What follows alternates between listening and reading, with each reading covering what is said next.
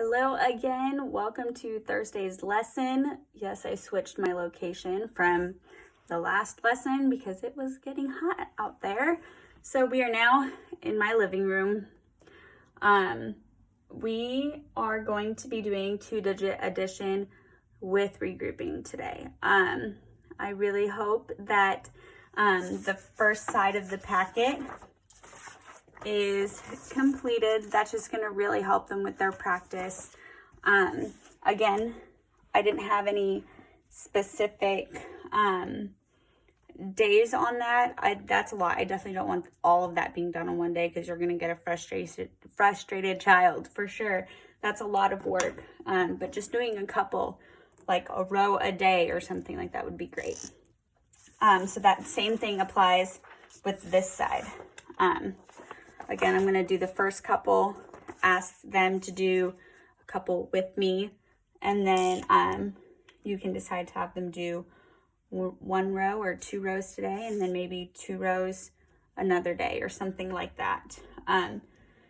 So we're going to go ahead and get started. I hope you have all your materials laid out in front of you so they're ready to go.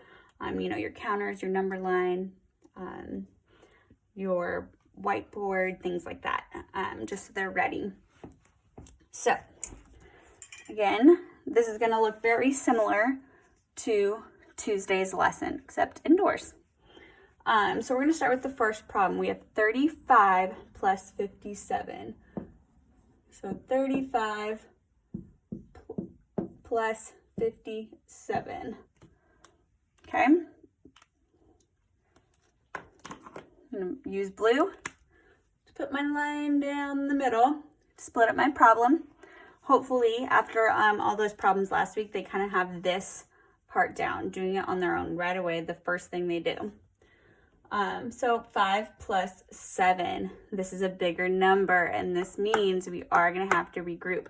I don't believe, no, not every problem on this page is going to need to be regrouped, and that's where we're going to have some troubles. Once the boys get in this routine, I know they're going to want to regroup no matter what. They're going to think 0 plus 4, and they're going to want to put a 1 up there in the 10th place anyways, because that's what they had been doing. So just kind of keep an eye on that. And just, it's going to take a while, but just reiterate to them, it's only if it's 10 and bigger. So if it's bigger than 9, it's going to be regrouped. So 7 plus 5, you can use a 100 chart, number line, anything. I'm going to use touch points because I don't have my number line with me right now, or my 100 chart. So 7, 8, 9, 10, 11, 12. So now you can see, hopefully you can see those points. And now that you have the paper in front of you, you can see how I use those touch points to continue on counting. So that was 12. So I bring my 2 with my 1 up top, right? Boys, we don't want our 1 right there. That would get us a totally different answer. We want our 1 and move it up top. So we're going to start here at the bigger number. We're going to start at 5, 6, 7, 8, and 9.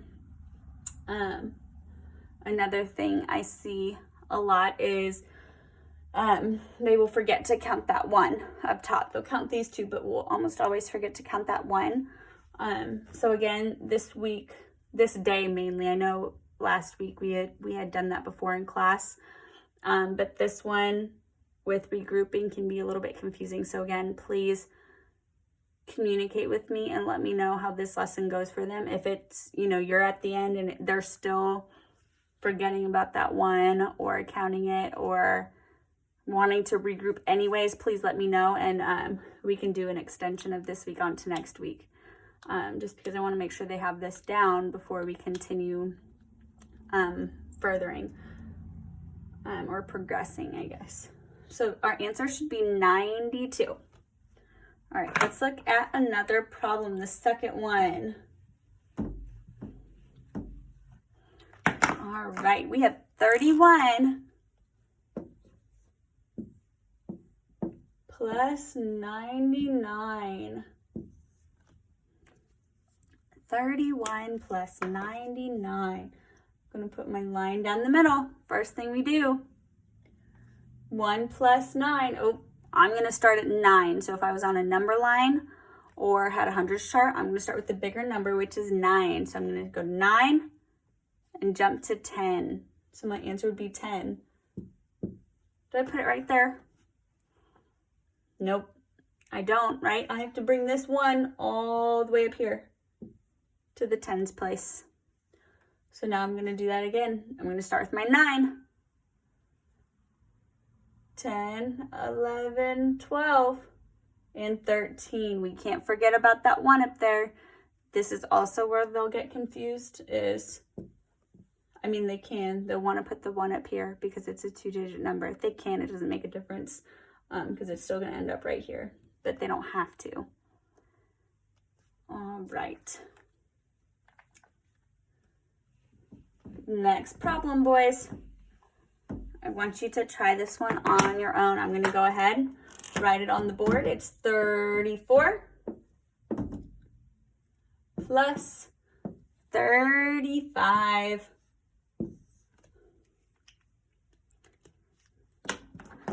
Can you show me and your mom or anyone at home how to put a line right down the middle? Just like that. Right? Now, boys, I want you to go ahead and try and solve this problem on your own. I'm going to keep going so you can pause the video and then click play when you're ready to see the answer, okay?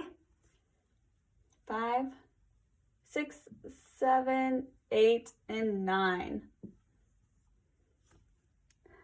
And then our 3 plus 3 we've already done is 3, 4, 5, and 6. 69. There was no regrouping that time. So we're going to do another one just like this, where I'm going to write it on the board and I want you to solve it. We have 89 plus 35. Again, what's the first thing we have to do? Put our line right down the middle. Okay, go ahead, solve this video or solve this problem on your own. Click pause if you need to. I'm going to keep going and then click play when you're ready to see the answer. So 9, 10, 11, 12, 13, 14. Bring that 1 up top. 8, 9, 10, 11, and 12. 124 is the answer.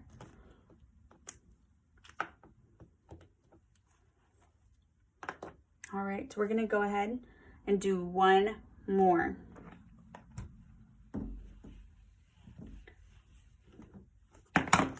We're going to do 20 plus 44. You boys should be able to do this one on your own because there's no regrouping. Put the line down the middle. I'm going to keep solving it and you solve this one on your own, okay? So 0 plus 4 is 4, and 4, 5, and 6. 64 should be our answer. If you boys got that answer, give yourself a pat on the back. All right, again, I would maybe just have them do this row. Try to do it independently or, you know, with you guys with guidance. Still making sure that they're counting accurately. And whether that be on counters, numbered lines, or the hundreds chart, make sure they're doing that correctly. And putting the line down the middle, making sure to carry that 1 over. Again, that game, you could still play that deck of cards game or kind of like war, just to get that fact fluency down. Something simple just at home to keep their minds going with math is, you know, if they get a treat like M&Ms or Skittles, say, okay, I'll let you have 5 plus 4 Skittles, or I'll let you have 3 plus 2 cookies. You have to tell me what that is, and you can have that many cookies, and just kind of keeping them working and thinking about math and how it can relate to our life every day. that would be great. And they're always food motivated. So you can always have, I mean, we can't do it at school, but you guys can at home to help out. Would be to have like Skittles or M&Ms or whatever treat they like, you know, or fruit snacks. And just say, okay, I want you to do all 5 of these problems and you can have a treat or something to get them through it if they're having troubles at home. Again, please let me know how this lesson and the last one went, just so I can accurately prepare. I don't want to continue moving on if they aren't getting it, and that's exactly what I'd be doing in class. If they're not understanding what we're doing, then I don't want to be going too fast and moving on without them when they're not prepared. All right, again, 30 minutes a week on iReady. I will start checking those each week, seeing where they're at. If they get past 10 lessons, I'll either mail that to you guys, just like through the packets that I do, or figure out some other way to get them to you. All right, thank you. Bye.